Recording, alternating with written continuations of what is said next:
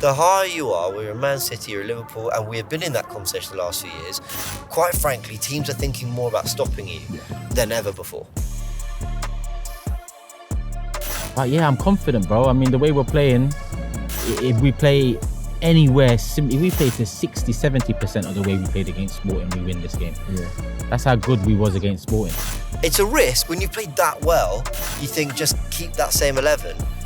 But I also think it's a strength to be able to mix and match like that. What's going on, people? Welcome back to AFTV. Now, this preview is brought to you by Powermatch UK. Thank you, Powermatch UK, for sponsoring this video, and here's a little bit more on them now.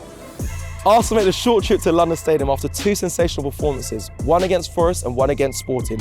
The last time these two sides met, West Ham and Arsenal, the Gunners hit West Ham for 6, with former Hammer Declan Rice getting in on the action with the final goal. Our friends over at Powermatch UK are offering you £30 worth of free bets for this occasion. To claim this offer, simply create a Powermatch UK account, opt into the promotion, and then place a £5 bet on any football market to receive your £30 worth of free bets to use on Premier League football. Remember, guys, you must be 18 or over and a UK resident. Full terms and conditions apply, with all you links you need in the description below. A huge thank you to Powermatch UK for sponsoring this video. Last time we beat them 6. This week we won by 5. We're currently sitting in 4th. We're looking in search of 3 points. I'm joined by the two best, discussing how we think Arsenal can Oh, you're so close. win. You're so close. I was actually... Yeah, I was thinking that's not That's bad. the first one, yeah. And Yeah, then you yeah, fucked it. How the hell do I get 1? How did you get that one? Yeah. Well, welcome. I don't know. So close Listen, yet so far. chasing number 1 or something. But look, Oh! but look, you know what? That was a good effort. Nearly. Well done, James. You said you spent hours on that. Yeah.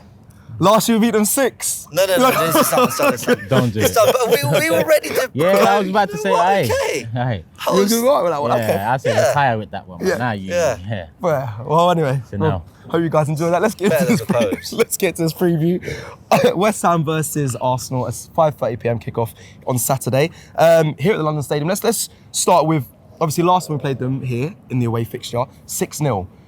Arsenal currently on great form. West Ham, granted they beat Newcastle in their last fixture. Is it going to be similar, Turkish? Do you think it will be a high-scoring game from Arsenal, or do we have to, if Laurie was here, respect the opponent and say, it might be quite a tricky game? Where are you at? I think West Ham away has always got the potential to be a tricky game. They always turn up in 1-2 games against the big 6 every season, But like you said, last year we came and absolutely demolished them. Yeah. The way we're playing since the international break, if I just look at the last 2 games, I'm nothing but confident. It'll be interesting to see how we line up, because the last 2 games have yielded our best 2 performances, and they've been very different, or different to say the least. Fair. 4 key players in the front 6, the midfield and the 3 in front. So it'd be interesting to see how he goes against West Ham. West Ham are coming off a big win for them, away to Newcastle, a team we couldn't break down, away from home. Yeah. So they are going to be confident. They've got threats. We know this. We know a few of their players would probably take one of their players if he comes up in January or end of the season. But yeah, I'm confident, bro. I mean, the way we're playing, if we play anywhere, if we play to 60-70% of the way we played against Sporting, we win this game. Yeah. That's how good we was against Sporting. Okay, well, both teams' tails are up. I don't know if this is an expression, but whose tail drops first? You know what? The intro's quite good. We let you off for messing it up at the end. Let's just leave it there. Let's just. Yeah, he's trying to claw it back. Yeah. Let's just back to the football. Well, both teams, obviously, like I mentioned, I hear what you're coming saying. off good results. Yeah. Who's most likely? I think Much needed change of form for both, actually, because West Ham, there were lots of questions around Lopetegui, and Arsenal were not in a good way going into the international break. So here we are. I mean, it's our 3rd tough away game in 4. I know the international break kind of... Actually, no, then you had Inter Milan, then you had Newcastle. So we've had one home game in, what's that, 5, I think?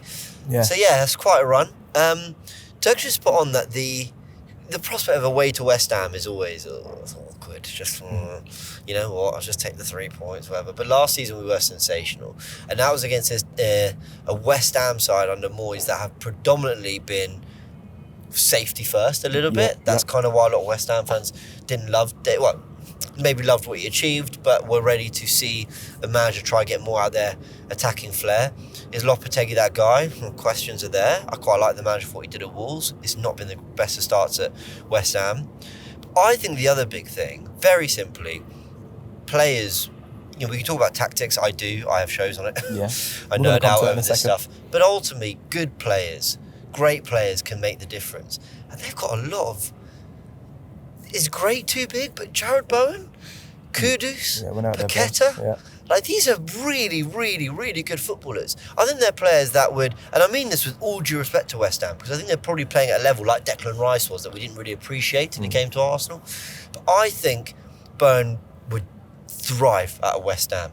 Kudus, at a West Ham, and a Liverpool. Kudus could thrive at a Liverpool or an Arsenal. Paqueta, Man City wanted him.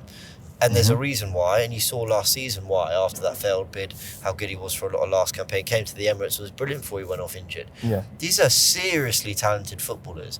And so, whatever form they're in, you just got to be aware of how they can hurt you. But I do believe that Kudus won't be available for this game too, because he's serving a ban from the slap of the Spurs. But they are good teams, and I want to kind of lean into Pretending that, James. I didn't forget that he was suspended. But I do want to lean into that from your side tactically. We're going to flip it. Instead of how Arsenal beat West Ham, and Turkish you can chime in as well on this, how do West Ham stop or nullify Arsenal? Because we've been, look, when I went to Sporting, I don't care what anyone says. Robbie will say, oh, I predicted 3-1, but no one saw 5-1. And I'll be honest, watching them, that could one of their, in my opinion, best performances this season. It probably is their best performance away at Sporting. And I don't see how, no matter how much West Ham can be a bogey team for us, I don't see how West Ham can stop Arsenal. Is there anything you think there's a weakness in Arsenal where West Ham could exploit? Well, yeah, because we're not the perfect outfit. There's not like a goal scorer on the pitch that you go, wow, he's inevitably going to be on the score sheet. Saka, while his role has changed certainly in the last few games, we've got him more on the inside. There's no doubt that when Arsenal aren't at their best, he can be out on the touchline, and then you double up on him, and then you're getting a different Saka to what. And I love Saka. He always finds solutions to these things, but that's maybe one way you'd approach the game with him. Our left-hand side, almost everything ticked against Sporting, but really Martinelli had a few good one-on-ones. I think it was Calafiori's best game, nor was he bad either. Rice's best work came down the right, actually. So it was one of those where everything was channeled down the right-hand side. So if they do enough to try and stop that right-hand side for us, so their left-hand side, then maybe you go some way towards stopping Arsenal. But I've really enjoyed the way we've been really aggressive. We've pressed, from the first minute in these last couple games through to the end. I liked the way against Chelsea we did, we were chasing that winner at the end. We weren't happy for the draw. And there's something about this Arsenal side that since Odegaard's return, we've looked to take the game to teams a little bit more. So that's great. How West Ham stop it? There's some ways, but hopefully they don't. So I'm coming to you on that. Listen, West Ham at home, I think under Lopetegui as well, with like the likes of Bowen, Somerville, I feel like they go for it. They're going to be in our face. Is there a way that West Ham could potentially nullify Arsenal? Declan Rice, when he came here, bar the game we beat them 6-0, the time before that, he just looked out of place. He looked like the fans would get into him. Do you think it could be similar, or do you think Arsenal, there's no room for us to drop points here? How do you think it kind of plays out? No, we've got to put pressure on the game the following day. We've got to get 3 points. That's the least we can do after. No draw, not acceptable at all. Nah, bro, come on, man. No. A draw could leave you 11 points off it come Monday, Sunday night. That's how fine the margin really is now. I'd say stopping Odegaard is probably key. Maybe a man mark job. Someone follow him around. Who would West Ham midfield be? They've got from Mexico, Rodriguez, Alvarez. There's 3 players there with quite physical profiles. I think the way he's come into the side off the back of this injury, the way we played without him, that might highlight to managers how key he is. Teams often double up on Saka over the years. Odegaard never. He's had it a few times for sure. I think Man City game in particular was one of those. But he's never really the guy they look to shut down. It's always Saka. But I think the way Odegaard's playing at this moment in time, he's the catalyst for anything good in attack across both games. Martinelli and Havertz started one game. The other game it was Trossard and Jesus. Yeah. The two consistents are Odegaard and Saka. We already know how teams handle Saka, but I look at Odegaard and think the way he's been integral to everything good in the last 2 games. I wouldn't be surprised if West Ham try and do a man-mark job and and hope for the best, because look how much we rely on him in the transition. But that's the thing about Odegaard is, if you man mark him, you've also got to have that second midfielder just in behind, because Odegaard works well in the half spaces. He can whip balls round the corner. He can play balls over the shoulder. He we've seen it many times. So just a man mark job, one alone, you could also leave a hell of a lot more space if he gets that ball round the corner. He's intelligent enough as well to drag you away out. If someone's following him, drag you out the space and let someone else step into it, whether that's Declan Rice, whether that's an on-form Partey. If you look at the 5 goals against Sporting, one was a set piece, one he wasn't on the pitch for, which was the 5th one. Yeah. If you look at all the others, the first one he's out on the touchline, the second one he's in the pocket and he doesn't get the ball, but he's in that space, it's drawing people away as Partey finds Saka in behind. And then the third one, he wins the ball back with Timber, Havertz gives it straight back, and then he's running at the heart of the defence. So he will find different solutions. He will find different, or look at least for different ways to, break down a defence, which you're so right, I can't really even think about Odegaard, but you're right, Turk. I mean, he's the form player who's got us ticking, right? They've got to stop him. But I will also say, sometimes attack is the best form of defence. Now, I'm not trying to, listen, West Ham's coaches will know all this, I'm not telling them anything they don't know. But I'm really surprised by how little Sporting and Forest threw at us in terms of a counter-attacking threat. It was often lump it up to either Chris Wood, it was Onwonyi, lump it up to Gyökeres in the battles. It's actually the wingers where you're going to get us more, because Timber can get forward and Calafiori inverts. And you had pacey wingers and wing backs in those last 2 games that didn't get in the game at all.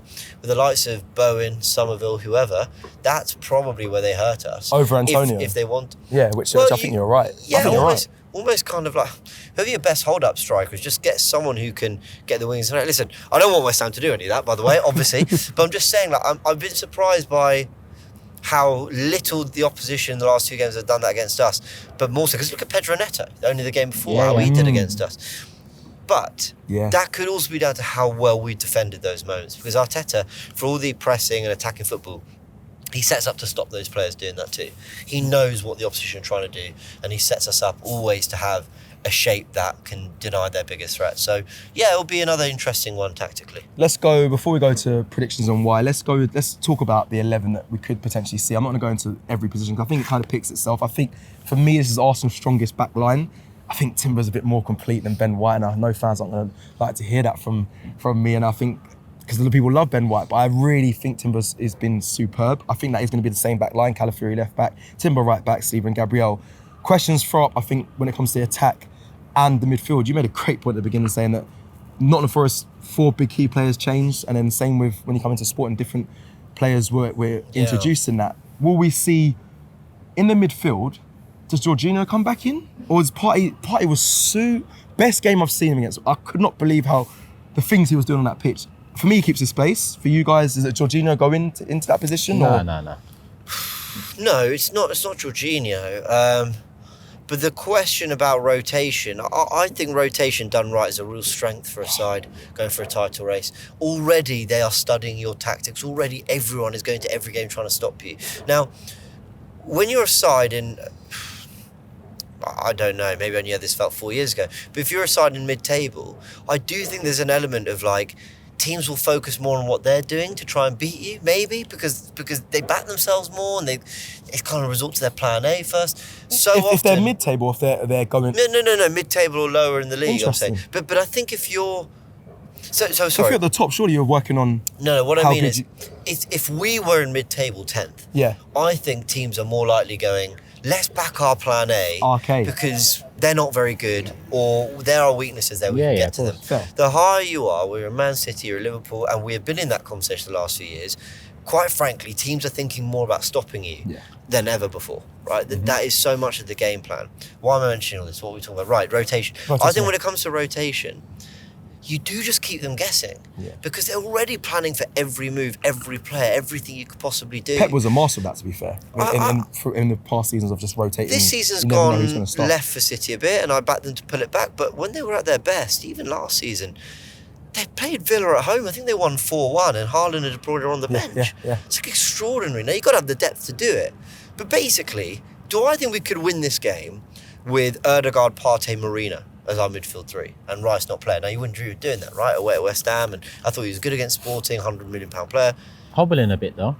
Well, there was a bit of wincing every now and again, His wasn't And there? some people, still broken. interesting that you Yeah. noticed that, because some fans were saying that he's still not at his best. So Rice. could it be? I thought Mourinho's good against Forest. I've really liked his cameos against Chelsea. Sporting, he did fine. Obviously, his shot led to the 5th goal. You know, Trossard, could he come in for that game? I wonder. It's a risk when you've played that well. You think just keep that same 11. But I also think it's a strength to be able to mix and match like that. Where are you at on that? Because you make a very good point. Because I think, yeah, you rotating people won't really, it keeps you guessing. But I came into this preview saying that we don't need to do a predicted 11 because we know it's going to be the same 11. But it makes a good point. Sorry to cut in quickly. Example, if White were fit, I'd definitely be calling for White to come in for Timber. But why not? You know, just Timber was great, but bring in White and it should still keep ticking. I get you. How many players do you have on that level that keep coming in and maintain? And I think there are 2 or 3. It's a good thing. Yeah? And in that midfield, would you agree with, would you start Rice? You said about his toe, or is it let him still rest? Because it's not a game there, it sounds really bad, but it's not like the biggest of games where you need Rice to be in there. It is a Premier League, for me, it's it is important, but you can put a McCalmer in it. I don't think the level drops massively, or Obviously, there's more in this game for Rice because it's his old club. Fair. He scored a banger last year as well. And What a goal! Yeah. Yeah, I mean, I Beautiful. reflect on that moment. I think, obviously getting booed by West Ham, and fair enough. I don't blame him for it, but getting booed by West Ham fans and pulling out that goal after actually kind of 2 horror shows before that against them. really bad. So he rocks up for the 6-0 with that. so I don't know if he's fit enough. I think you play Rice. yeah, okay, But if it wasn't West Ham, I'd be saying Mourinho. okay. But because it's West Ham, I think there's that added, you got a player that's going to give, not that he doesn't, but he's going to give you 110. And the extra bit of percentage because it's his old club. Let's go front 3 standard. Havertz, Saka, Mane. You said Trossard potentially.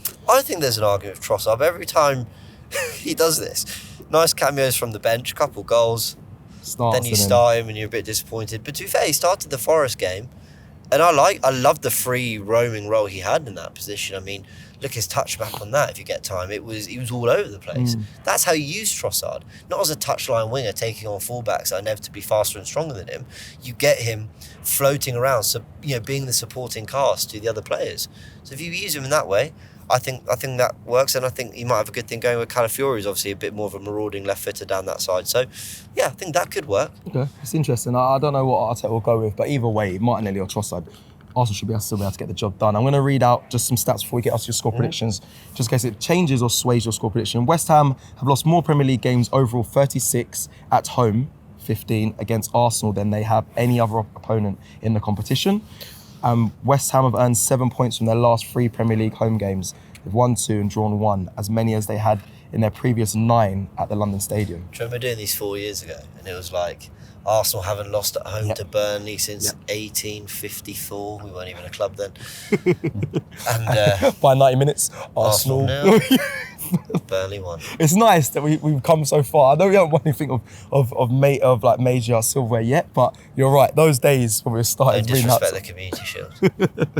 Pick up the FA Cup a couple of years ago as well. And then just quickly, the referee.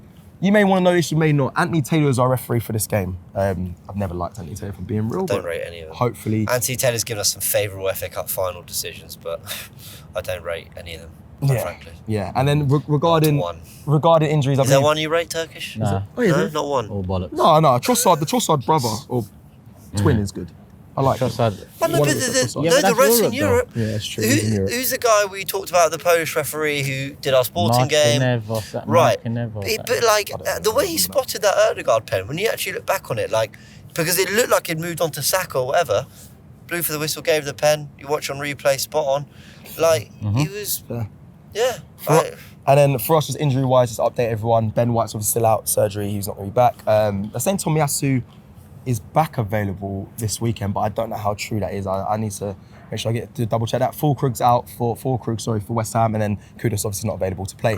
By the way, same for the Liverpool Madrid pens, both spot on. Oh yeah, they were. Sorry, the standard in Europe and across like and across major tournaments, of course you're going to get errors. I thought the referee in the Porto game, I think was Trossard's brother.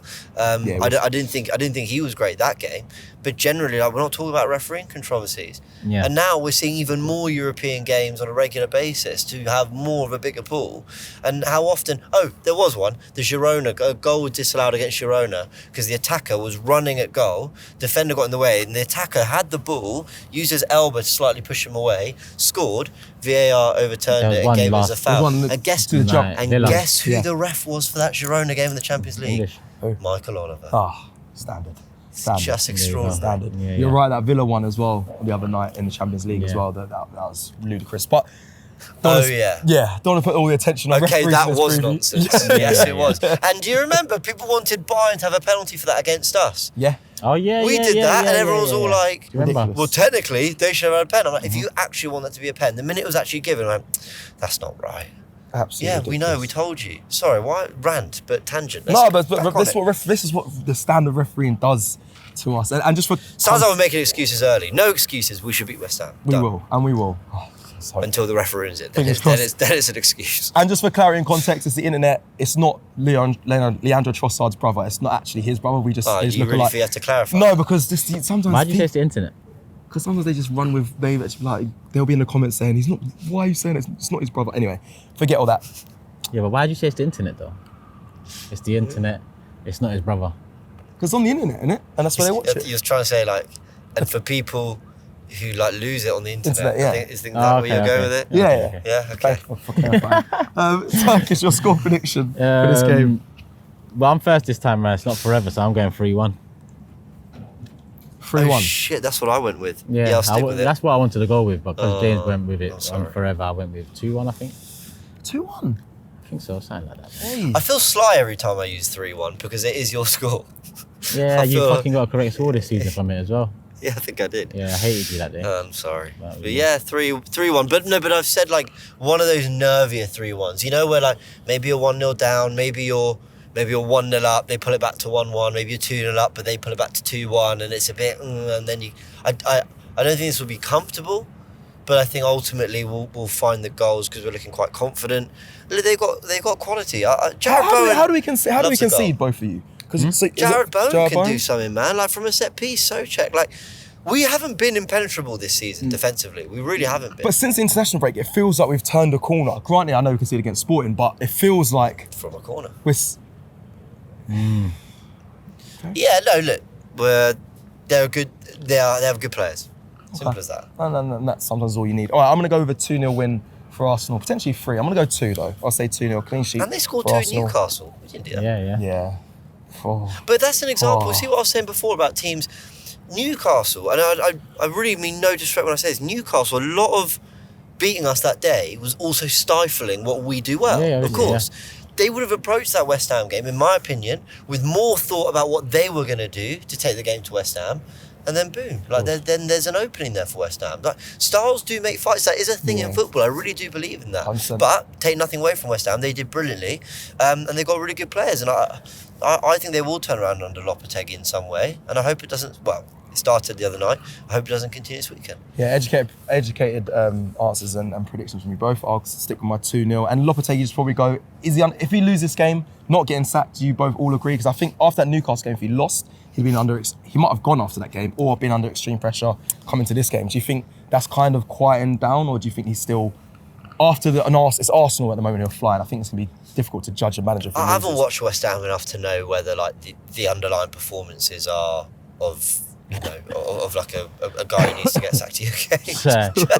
Fair enough. Choking on nothing. You just hated my point. Yes, so did I. What the fuck's he talking about? No, I think Lopetegui took over Wolves 20, I think finished them 12th in half a season. This was that World Cup year, the first year we challenged for the title for a while.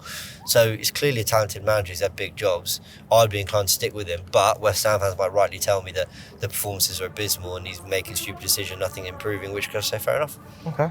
Listen, that is it for the preview. Let us know your thoughts in the comments below. Like the video if you like the video. And again, a big thank you to Power Match UK for sponsoring this video. We'll see you soon, guys. Take care.